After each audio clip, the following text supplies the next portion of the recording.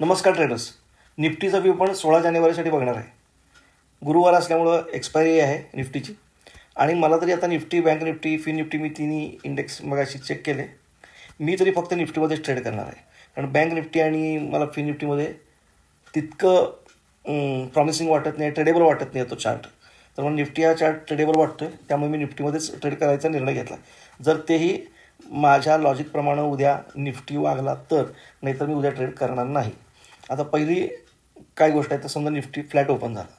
Nifty या ठिकाणी जर फ्लॅट ओपन झाला तर फ्लॅट ओपन झाल्यानंतर मी वाट बघणार की हा वर जाऊन इथं 23,270 पाशी काय करतो आहे. इथून समजा तो कदाचित एक रेड कॅन्डल करून खाली येईल आणि लगेच असंच वर नेणार नाहीत. वर नेला तर मग उद्या एक्सपायरी असल्यामुळे प्रीमियम डीके करायचे असणार त्यांना. त्यामुळे इथं ऑप्शन बाहेरला अडकवू शकतात 23,270च्या जवळने. त्यामुळे 23,270च्या आसपास बघायचं.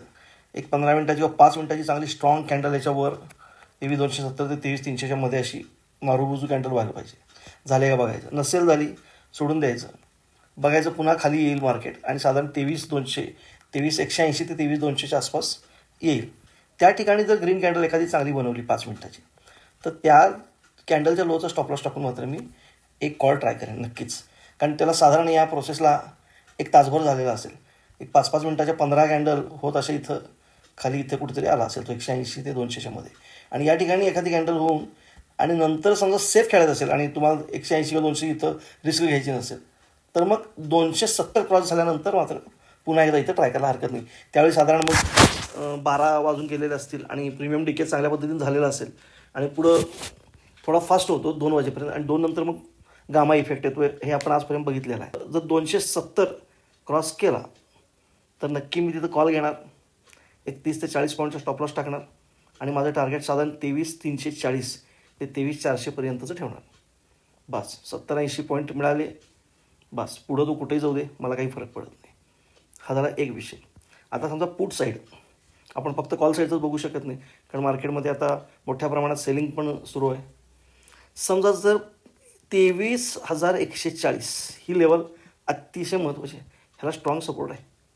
23,140च्या खाली जर एक चांगली रेड कॅन्डल मला मिळाली, तिथं मार्केट सस्टेन झालं, तर मग पुन्हा माझे टार्गेट 23,050पर्यंत ते 23,030पर्यंत असू शकतं.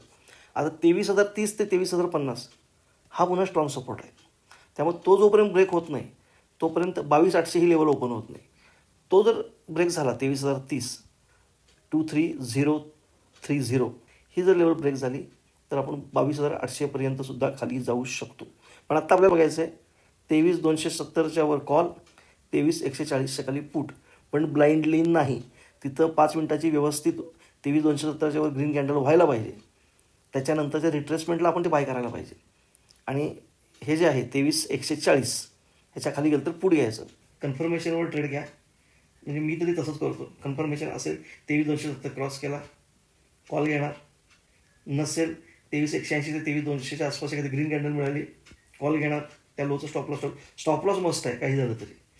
अगदी 23,140चा तरी स्टॉप लॉस पाहिजेच. तुम्ही नाही लावत आहे ह्याच्या खाली गेला 23,180 की आपण त्यातनं बाहेर पडायचं. भले तो स्टॉप लॉस उडवून पुन्हा वर जाऊ दे, पुन्हा एखादा ट्रेड घेऊ, पण 23,180च्या खाली चाललं की आपण त्यातनं बाहेर पडणं हे फार महत्त्वाचं आहे. लॉस कुठंतरी मिनिमाइज करायला आपण शिकलं पाहिजे.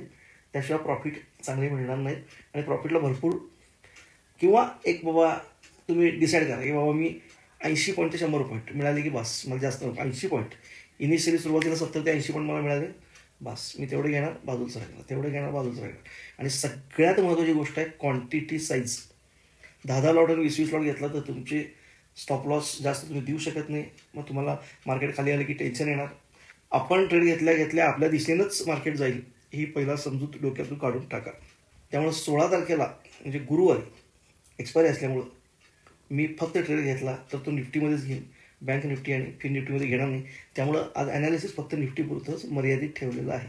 अजून एक सूचना, मी सेबी रजिस्टर्ड ॲनालिस्ट नाही. हा व्हिडिओ मी फक्त एज्युकेशनल पर्पजसाठी बनवलेला आहे. त्यामुळे आपण हा व्हिडिओ बघून जर एखादा ट्रेड घेतला आणि त्यात आपल्याला फायदा किंवा नुकसान झाले तर त्याला मी किंवा माझं चॅनल अजिबात जबाबदार असणार नाही. आपण आपली सत्सद विवेक बुद्धी वापरावी, आपल्या फायनान्शियल कन्सल्टंटशी संपर्क साधावा आणि आपल्या जबाबदारीवरच ट्रेड घ्यावा ही नम्र विनंती.